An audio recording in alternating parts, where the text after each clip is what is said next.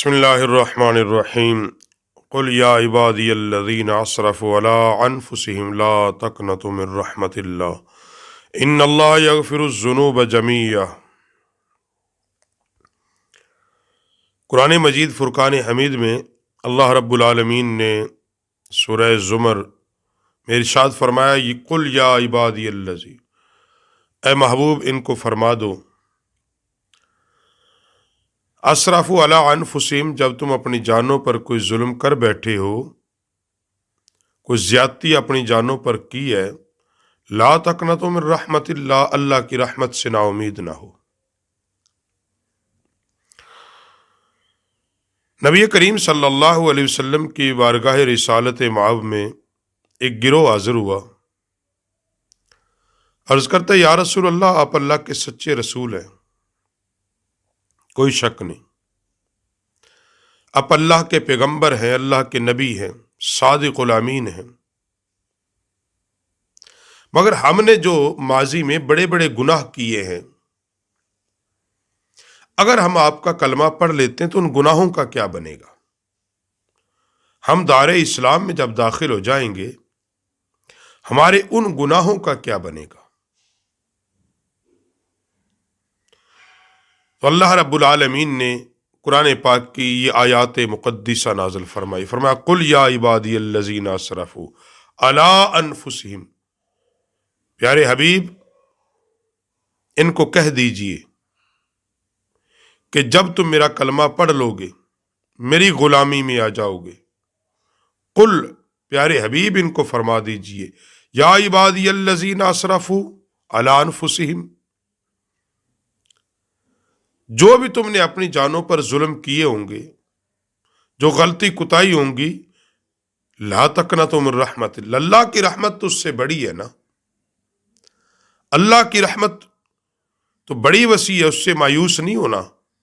ان اللہ یغفر الذنوب جمیعا، بے شک اللہ تمہارے سارے کے سارے گناہوں کو بخش دے گا۔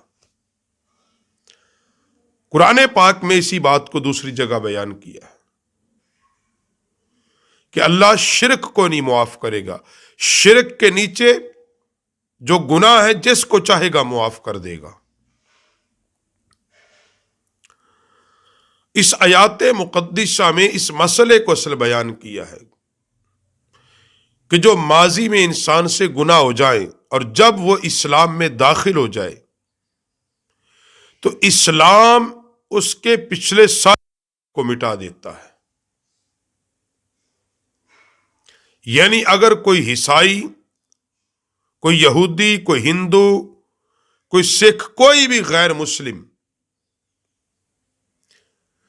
جب وہ اسلام قبول کر لے، جب کہہ دے لا الہ الا اللہ، اللہ کے سوا معبود کوئی نہیں، محمد الرسول اللہ، محمد اللہ کے سچے رسول ہیں،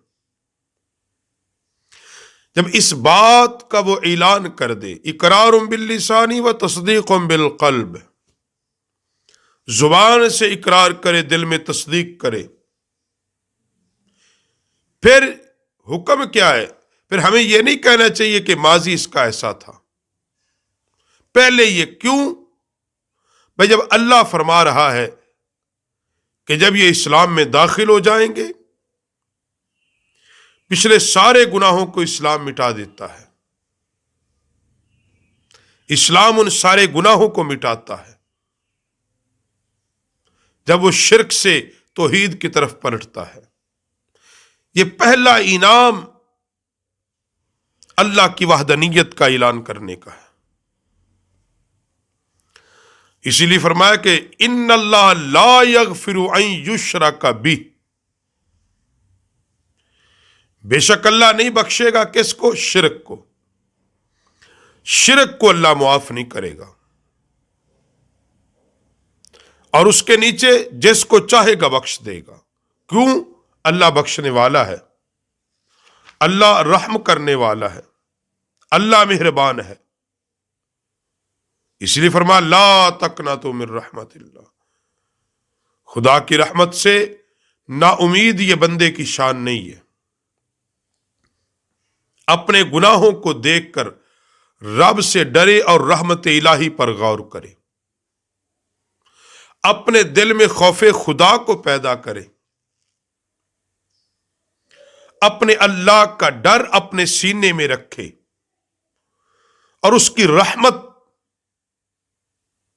رحمت پر غور و فکر کرے، یقیناً اس کی رحمت تیرے گناہوں کو ڈھانپ لے گی۔ یہ تو دنیا کی بات ہے، اعلان کر دیا قرآن نے، مگر قیامت کے دن جب اللہ رب العالمین بندے سے فرمائے گا تو نے یہ بھی گناہ کیے، عرض کرے گا مالک بے نیاز میں نے یہ بھی گناہ کیے، یہ بھی کیے، تو بندوں سے چھپ کے تو کرتا رہا، کیا مجھ سے چھپا؟ بندہ عرض کرے گا مالک بے نیاز نہیں چھپ سکتے۔ اللہ جس طرح دنیا میں تو نے پردہ رکھا، آج بھی پردہ رکھ دے،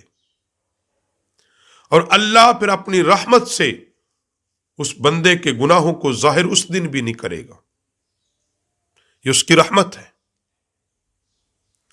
مگر اس آیات مقدسہ کا بالخصوص شان نزول کہ یہ حضور علیہ الصلوۃ والسلام کی بارگاہ میں کفار کی ایک جماعت جب آئی اور اس نے کہا ہم بڑے گناہ گار ہیں، ہم نے بڑے گناہ کیے ہیں، تو کیا جب ہم اسلام میں آ جائیں گے ہمارے گناہ معاف ہو جائیں گے، گناہ مٹ جائیں گے؟ اس پر اللہ رب العالمین نے فرمایا قل یا عبادی الذین اسرفوا علی انفسہم، پیارے حبیب ان کو کہہ دیجئے، ان بندوں سے کہہ دیجئے، ان لوگوں سے فرما دیجئے جنہوں نے قصور کیے ہیں، ظلم کی ہیں، زیادتی کی ہیں، ناانصافی کی ہیں، اپنی جانوں پر زیادتی کی ہے، پیارے حبیب ان کو کہہ دیجئے کہ جب یہ تیرا کلمہ پڑھ لیں گے، تیری غلامی میں آ جائیں گے، تیری غلامی کی سند جب حاصل کر لیں گے، جب توحید میں غوطہ زن ہو جائیں گے، جب تیری نبوت و رسالت میں غوطہ زن ہو جائیں گے، گناہ کا ہر میل ان سے دور کر دیا جائے گا، ہر قسم کے میل ان سے پاک ہو جائیں گے، لا تقنطوا من رحمت اللہ، انہیں کہہ دیجیے اللہ کی رحمت سے نا امید نہ ہو، کیوں ان اللہ یغفر الذنوب جمیعا، بے شک اللہ سارے گناہوں کو مٹا دے گا، تمہاری ساری غلطیوں کو مٹا دے گا۔ تو اسلام انسان کے لوگوں کے پہلے گناہوں کو مٹا دیتا ہے، اور جب تم کلمہ پڑھ لو پھر تمہیں پابند کرتا ہے گناہ سے بچتے رہو اور اللہ کی حکم کے اتباع میں رہو،